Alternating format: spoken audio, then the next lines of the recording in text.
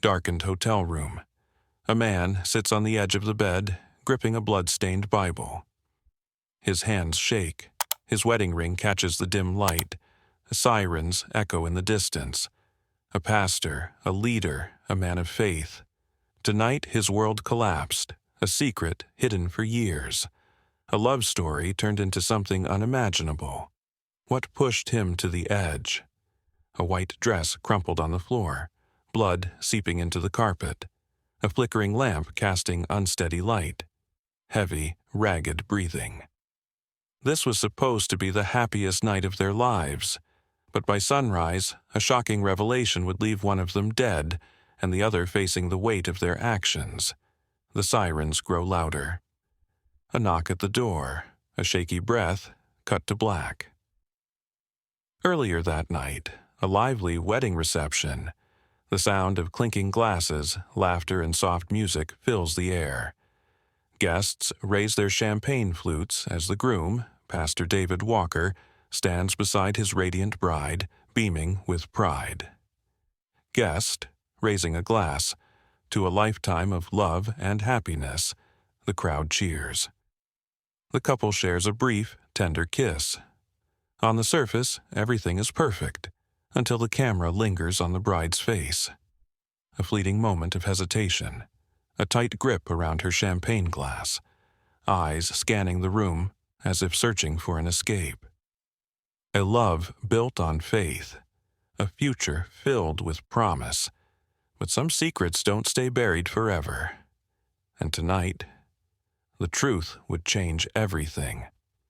Before we dive in, please subscribe to True Crime Family Stories. Like and share and comment.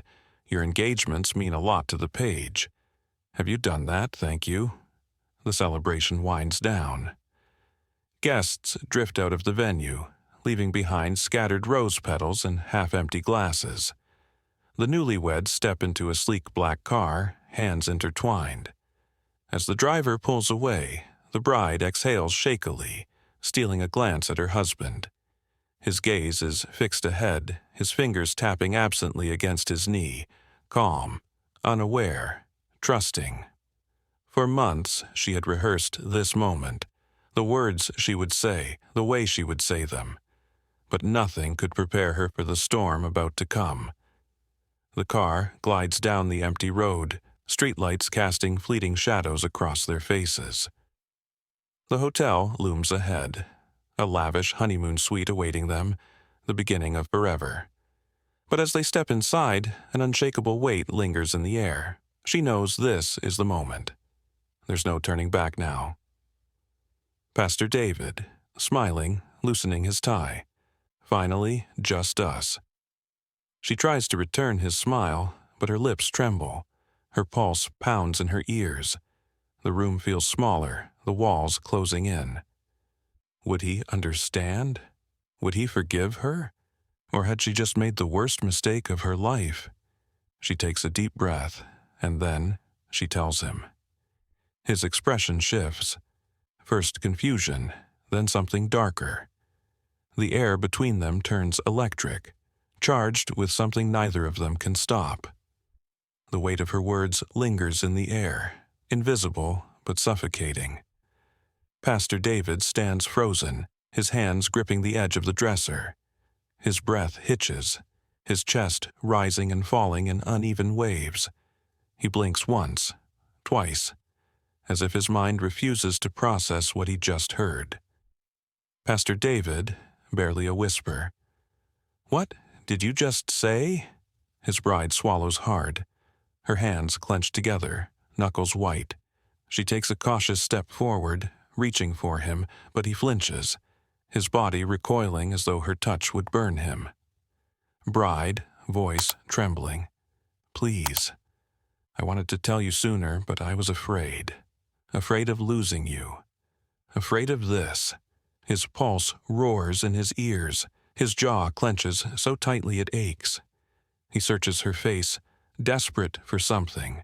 An explanation, a justification, anything to make this moment feel less like a cruel betrayal. A man raised to believe in absolute truths. a woman who feared the consequences of her own. And now, standing in the wreckage of a love built on faith, one question remained. Was this a lie, or a love never meant to survive? David's hands tremble as he drags them through his hair. His heartbeat pounds against his ribs, each second stretching into eternity.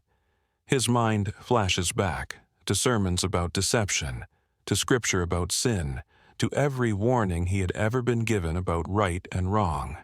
Pastor David, hoarse, shaking his head. No, this isn't real. You tricked me. The accusation lands like a slap.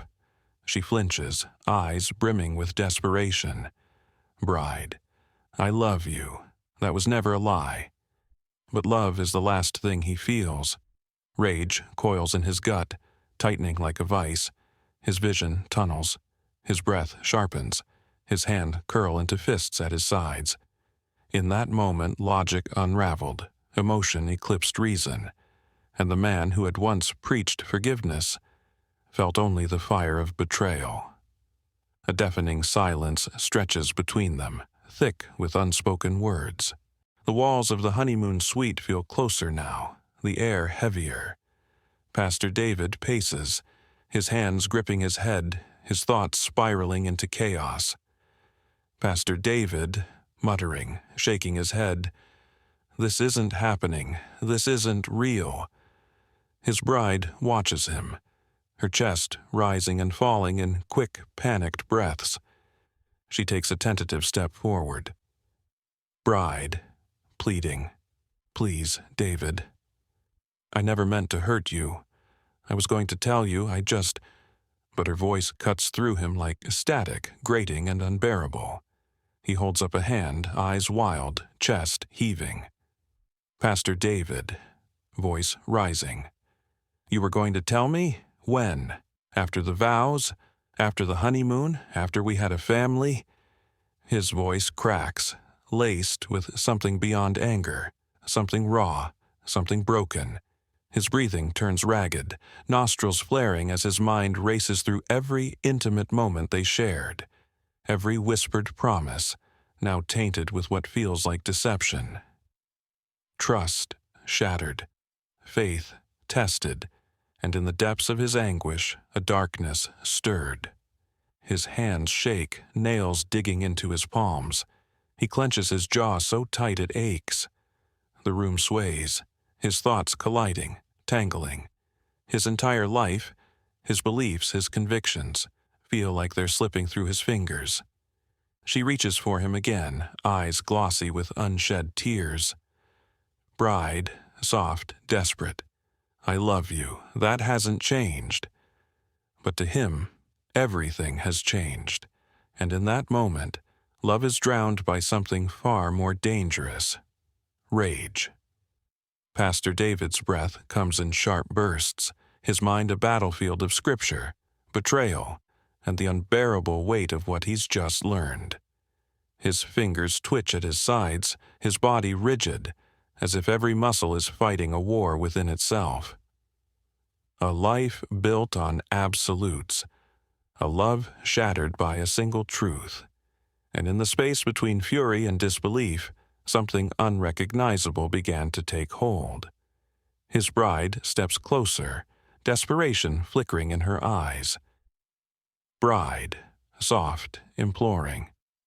"David, please look at me. I am still the person you fell in love with." But to him she's a stranger now, a foreign entity in the skin of the woman he thought he knew. His breath shudders as memories flood his mind. Moments of laughter, whispered prayers before bed, hands intertwined in silent devotion. Now they feel like cruel illusions. Pastor David, low, shaking his head, "No, you lied to me. You made me believe." His words cut off, strangled by emotion. His heart pounds, his hands curling into trembling fists. The walls seem to close in, the air growing thick and suffocating. His entire world, his faith, his beliefs, his identity, feels like it's slipping through his grasp. What do you do when the foundation of your existence cracks beneath your feet, when the life you built was never what you thought it was. His gaze snaps to hers, dark and unreadable. The weight of 1,000 sermons, 1,000 warnings press against his skull. The sin, the deception, the shame, his congregation, his God, his Father's voice in the back of his mind, unrelenting, merciless. His bride's lips part, a final attempt at reasoning. But in the space of a single heartbeat, something inside him breaks. A single moment, that's all it takes. A moment where pain becomes rage, where love twists into something unrecognizable. Pastor David's chest rises and falls in ragged bursts, his thoughts a storm he can't control. The room feels different now, smaller, darker, suffocating. His bride takes another step forward, hands trembling, but to him it feels like an attack, like a deception creeping closer. Pastor David, hoarse, guttural, "You made a fool of me, before God, before the church, before everyone." His hands grip the edge of the dresser, knuckles white. The reflection in the mirror startles him. His own face, twisted in ways he doesn't recognize. He barely hears her now, her voice drowned beneath the deafening pounding in his skull. Bride, pleading, voice cracking. "David, please, I was afraid. I was trying to protect us. You have to believe me." But he doesn't. He can't.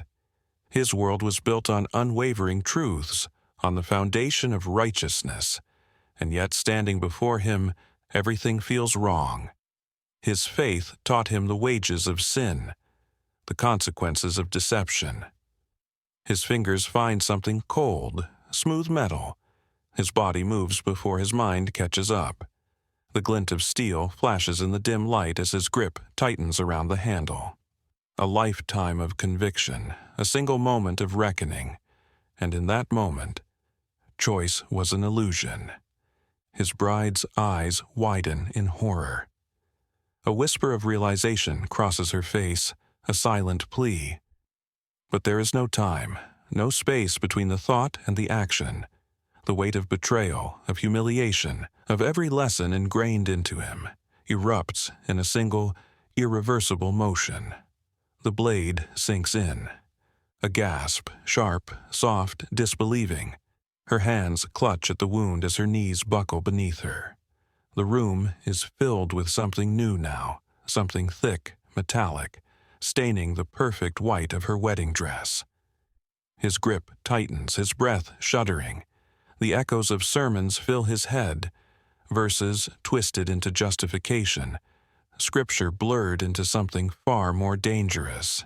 And yet, in the silence that follows, there is no absolution, no divine sign, only the horrifying realization of what he has done. The room is unbearably silent, a silence that doesn't belong here, that feels wrong. It is not the silence of peace, of stillness. It is the silence of something ending. His breath is uneven, his pulse erratic. He stares down at her, his bride, the woman he thought he knew. Her body slumps against the bedpost, fingers weakly reaching for him, for help, for some final shred of mercy. He doesn't know, he doesn't want to know. A sharp inhale, wet, trembling. Bride, weak, barely above a whisper. David. His name.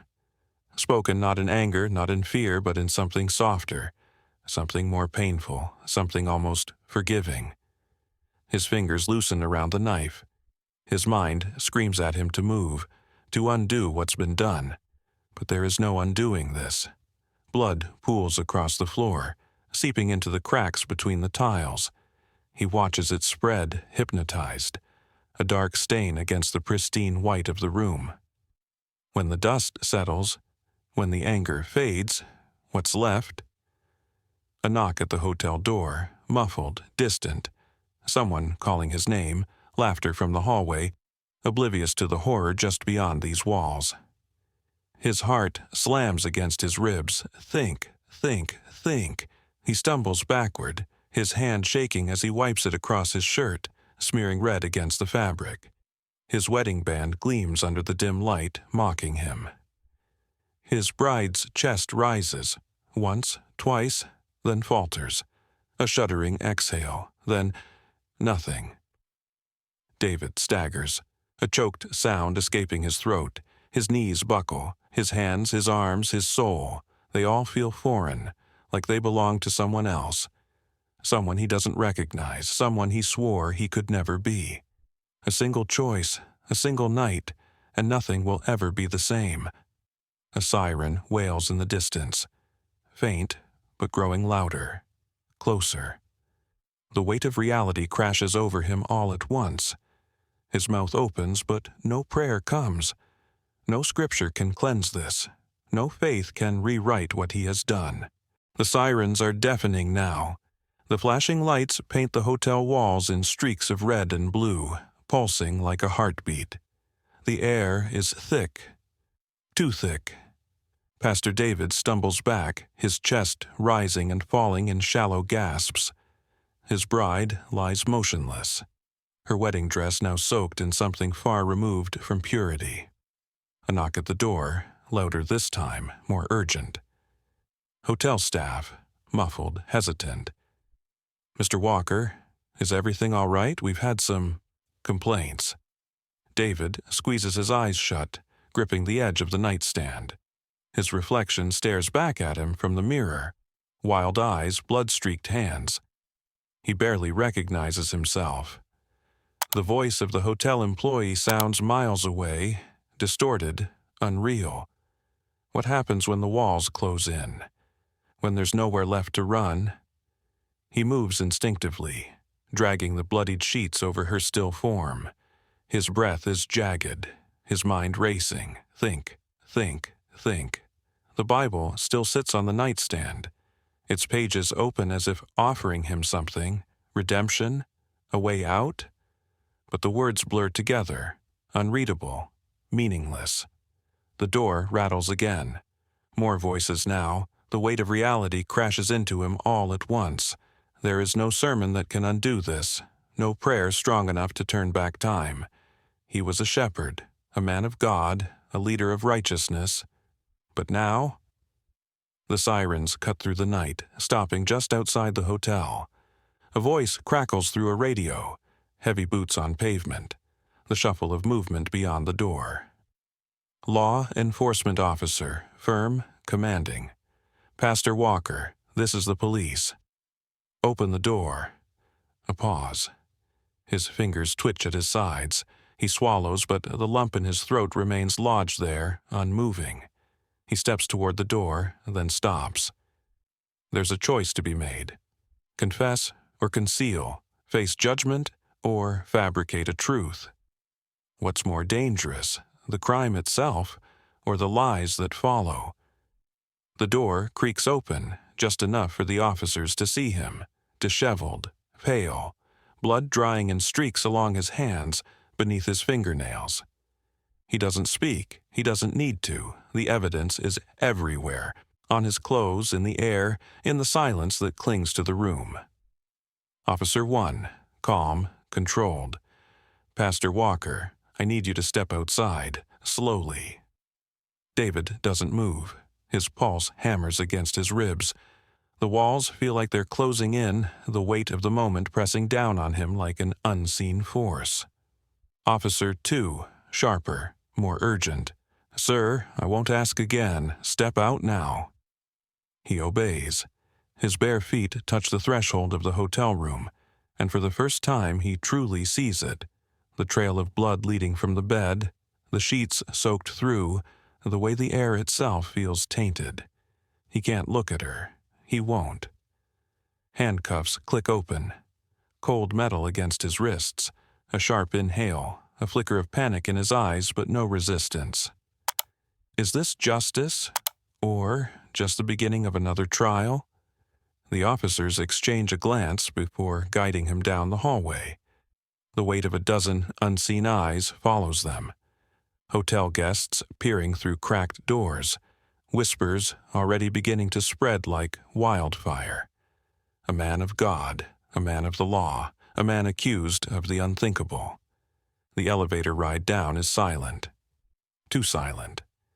When the doors slide open, the lobby is a sea of hushed voices, curious stares, the distant flicker of a camera phone recording. Outside, the flashing lights are blinding. The air is thick with radio chatter, with murmurs from officers who recognize him, who know him, or thought they did. Officer 1, lowering him into the patrol car. "You have the right to remain silent." The words fade, lost beneath the distant toll of a church bell. A cruel reminder, a twisted irony.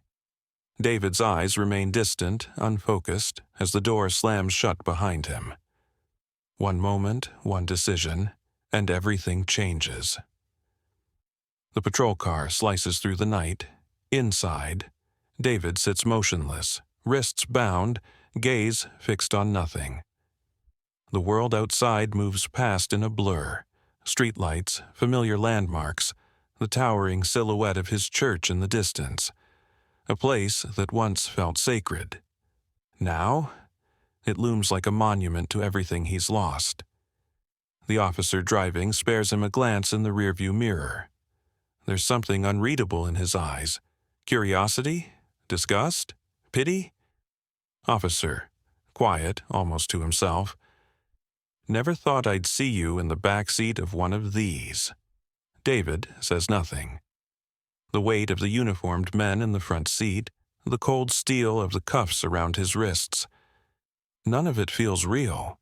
He tries to focus, to steady his breathing, but the echoes of that night claw at his mind.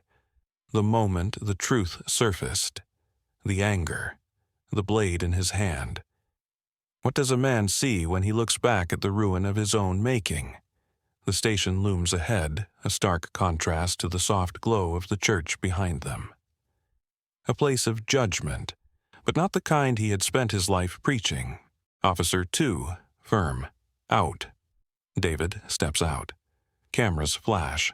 Reporters crowd behind barriers, voices overlapping in a chaotic storm of questions. Reporter 1. "Pastor Walker, do you have anything to say?" Reporter 2. "Was this a crime of passion or premeditated murder?" The questions rain down, relentless, each one laced with accusation, with speculation. He lowers his head as officers guide him inside. The cold, fluorescent lighting washes over him. Interrogation rooms, holding cells, the scent of stale coffee and something more metallic. A desk sergeant looks up, then does a double take. Recognition flickers in his eyes. He leans in, voice laced with disbelief. "Desk sergeant. You? Pastor Walker?" The weight of those words settles deep in David's chest. For years, his name carried reverence, authority, power. Now, it's being whispered in stunned horror, a name not spoken in prayer but in shame. How quickly the mighty fall. The cold steel of the chair bites through David's suit as he sits in the interrogation room. His hands, now free of cuffs but still stained with traces of dried blood, rest motionless on the table. The room is bare, just 4 walls, a single overhead light, and the silent presence of the detective across from him. Detective, leaning forward, voice steady but sharp, "Tell me exactly what happened that night." David exhales, slow and deliberate. His fingers twitch slightly against the table. The weight of the question hangs in the air. What can he say? What version of the truth will they accept? He lifts his eyes, meeting the detective's gaze. "She lied to me." The words leave his mouth before he even registers them. The detective's expression doesn't change. No sympathy, no immediate judgment, just quiet expectation. Detective. "Lied to you? How?" David swallows hard. His mind races. Images of the wedding night flashing like broken film. The warmth of candlelight, the scent of flowers, the trembling in her voice as she spoke words that shattered his world. She wasn't who she said she was. The detective doesn't look surprised. He flips through the case file, stopping on a page. The sound of paper shifting is deafening in the silence. Detective: Pastor Walker, your wife was a transgender woman. Did you know before that night? The room tilts slightly. That word, transgender, lands like a stone in his chest. He had spent years preaching against people like her, years declaring them as sinners, as deceivers. And yet she had been standing beside him, loving him, living with him, as one of them. His breathing quickens. His nails press into his palms. He shakes his head, voice cracking under the weight of it all. I didn't know. If I had. He stops himself. The words feel dangerous. The detective watches him, waiting. David clenches his jaw. Is a lie still a lie if it was told out of fear? The detective exhales through his nose, flipping the page in the file. Detective: You stabbed her 40 times, Pastor Walker. That isn't a crime of passion. That's rage. David's head snaps up. His chest tightens. The detective leans forward slightly, his voice quiet but cutting. What I need to know is, was it rage at her or at yourself? David blinks. The walls of the room feel closer, tighter. The memories swirl, unrelenting. The warmth of her hands in his just hours before. The soft lilt of her voice when she said, I love you, David. His throat constricts. His fingers tremble against the table. He doesn't answer. He can't. Some truths are too heavy to carry, even for a man of God. Outside the police station, the world moves on. Reporters stand shoulder to shoulder, microphones in hand, their voices colliding in a frenzy of speculation. Camera flashes slice through the night, illuminating a town caught between shock and scandal. Reporter 1, urgent into the camera. Pastor David Walker, a respected leader in this community, is now at the center of a case that has shaken the very foundations of this town. The brutal killing of his wife has ignited a firestorm of debate. Was this a crime of passion or something far more complicated? Across town, the church doors remain closed. A sign on the front reads, Services canceled until further notice. The sanctuary, once filled with devotion and song, now stands silent. Inside, the church elders gather in a dimly lit room. Their faces are etched with concern, their voices hushed but urgent.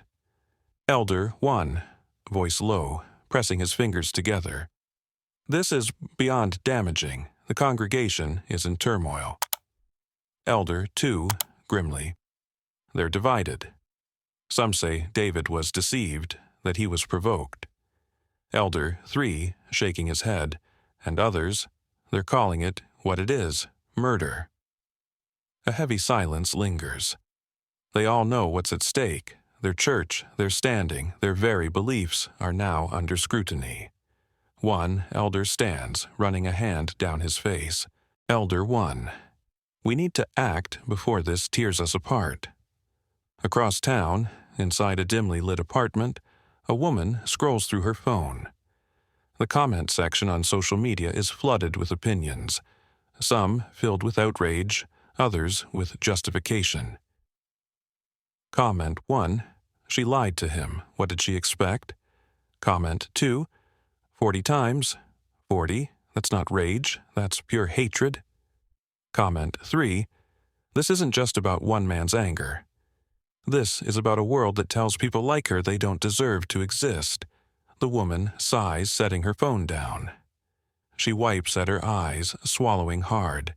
She knew Sarah. They weren't close, but she knew her. Knew her kindness. Knew her fears. She exhales, whispering to herself, she didn't deserve this. Meanwhile, back at the police station, David sits alone in his holding cell. The fluorescent lights buzz overhead, casting sharp shadows against the cold walls. He grips his wedding ring, turning it over in his fingers, his mind fractured between the past and the present. His faith had always told him there was right and wrong, good and evil, truth and sin, but now, nothing made sense. In the end, it wasn't just a secret that unraveled. It was an entire way of believing. The courtroom is packed. Rows of solemn faces, some stoic, some teeming with quiet rage. The air is thick with tension, a silent battle of perspectives unfolding within these walls. At the defense table, David sits, his hands folded, his face a mask of unreadable emotion. Across from him, the prosecution prepares to speak. A young, determined attorney stands, her voice steady as she addresses the jury. Prosecutor, measured, unwavering. This was not an accident. This was not a momentary lapse of judgment. This was 40 stab wounds. 40, an act of unchecked rage, of calculated violence, against the very person he once vowed to love and protect. David's defense attorney rises, adjusting his suit. His voice is firm, but carries an edge of desperation. Defense attorney. My client acted in a state of emotional distress, blindsided, betrayed, and manipulated. He was deceived into a marriage built on falsehoods. A murmur ripples through the courtroom. The judge's gavel cracks against wood, restoring order.